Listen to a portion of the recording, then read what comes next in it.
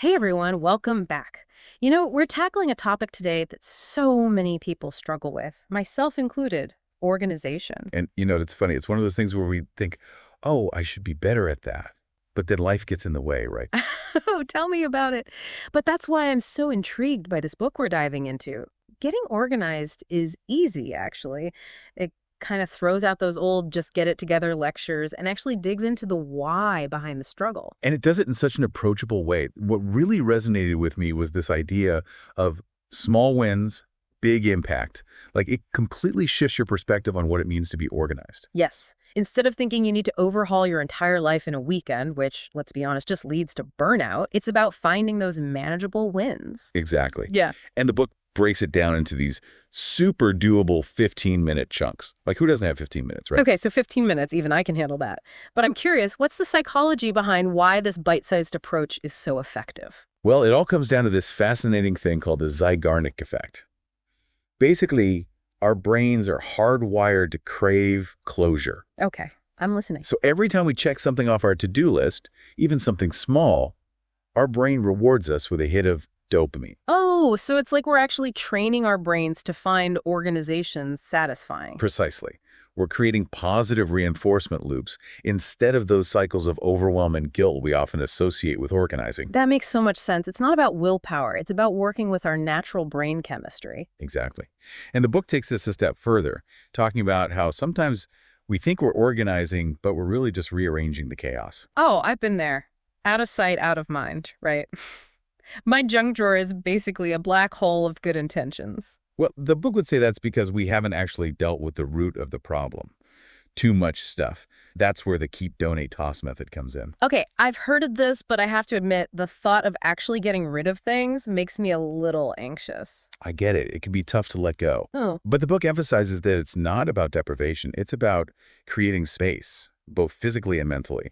I did a massive closet clean out a while back, and it was surprisingly freeing. It wasn't just about getting rid of clothes. It was like this weight had been lifted. Exactly. And that's what the book is getting at. It's not just about a tidy space. It's about a tidy mind.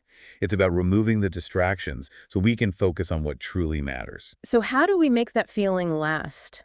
Because, decluttering feels amazing in the moment, but then life happens, right? Right. And, it's funny how we tend to overcomplicate things, especially when it comes to organization.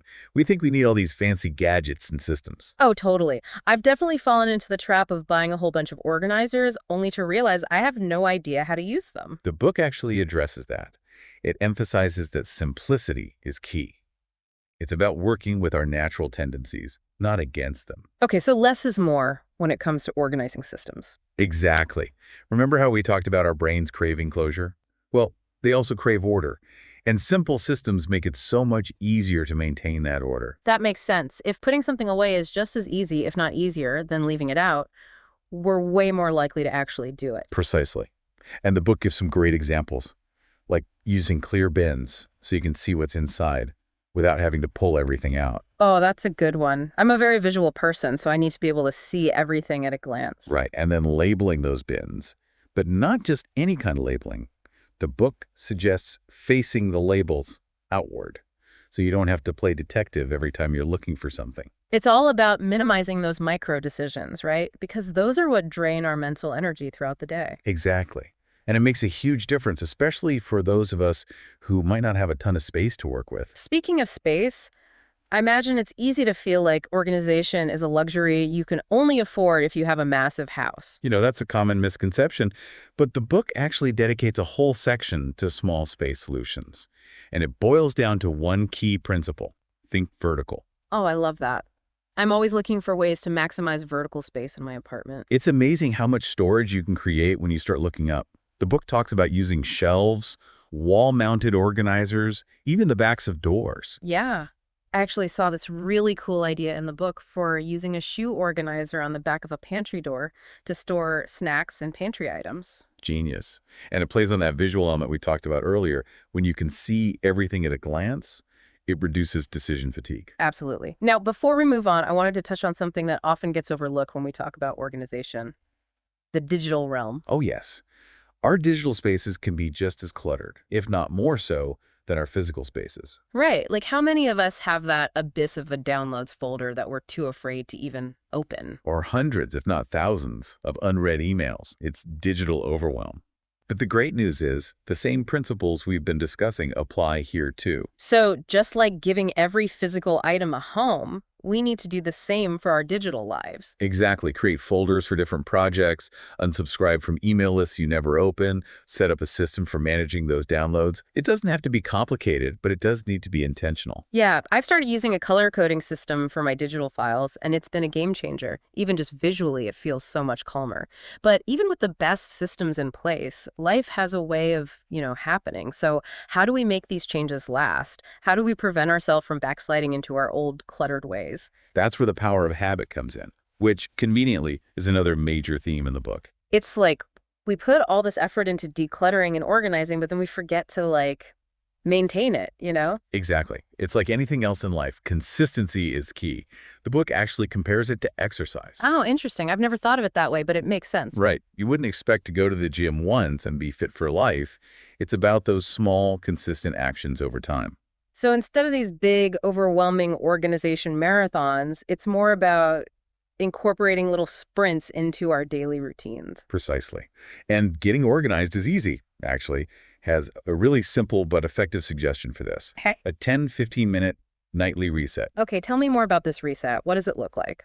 It's all about putting things back in their designated spots before they have a chance to pile up, like clearing off the kitchen counters after dinner, putting away any stray items that have migrated to the living room, that sort of thing. It's about nipping those little clutter hotspots in the bud before they become full-blown disaster zones. Exactly. And the beauty of it is it only takes a few minutes, but it can make a world of difference in how you feel when you walk into those spaces the next day. I can imagine waking up to a clean slate, even if it's just the kitchen counter, can totally set the tone for the entire day. Right. And it goes beyond just the physical space.